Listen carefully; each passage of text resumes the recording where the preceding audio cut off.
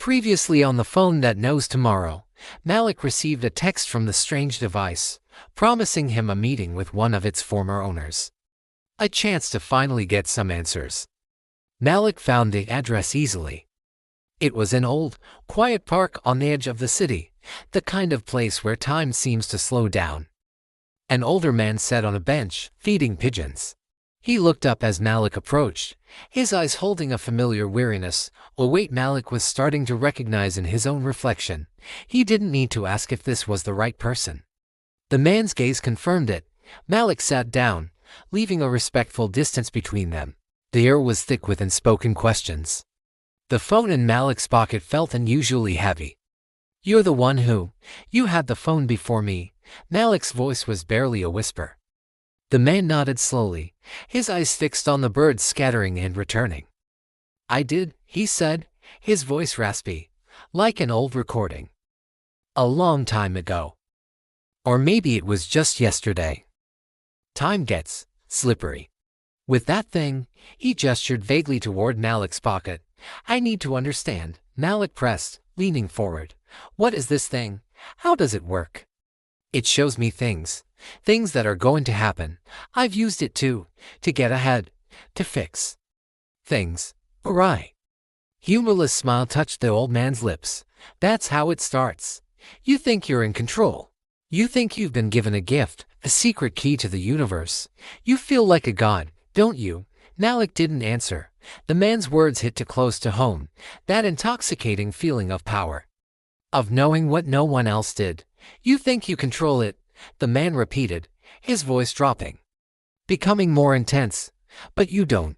He finally turned to look directly at Malik, and the depth of sorrow in his eyes was staggering. "It controls you. Every choice you think you're making. Every little advantage you gain. It's just the phone." Tightening its grip, a cold dread began to creep up Malik's spine. A feeling he hadn't experienced since he first found the device. "What about the others?" Malik asked, his mind racing, remembering the faint traces of other users he'd found. "I know there were others before me. Before you. What happened to them?" The old man's gaze drifted away, toward the gray, overcast sky. A long silence stretched between them, punctuated only by the cooing of the pigeons. He seemed to be looking at a memory, something painful and distant. "They chose wrong," he finally said, his voice hollow. "The phone gives you choices, you see. It presents you with paths, a stock that will triple in value, an accident you can avoid, a person you're destined to meet. Each one seems like a gift, but each choice has a cost. A ripple you can't see. The others, they got greedy. Or scared. They tried to outsmart it, or they followed it blindly. In the end, it didn't matter. They all made the wrong choice." "What is the right choice?" Malik demanded, his voice filled with desperation. "How do I get out of this?" The man turned back, his expression grim. He leaned closer, and the scent of rain and old regrets clung to him. He lowered his voice to a conspiratorial whisper, a secret shared between two prisoners. "You're asking the wrong question, kid. You're still thinking about it all wrong.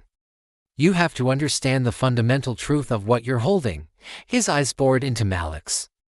The world seemed to fade away, leaving only the two of them on this bench, suspended in a moment of terrifying revelation.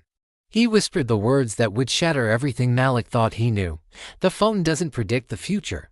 It selects it.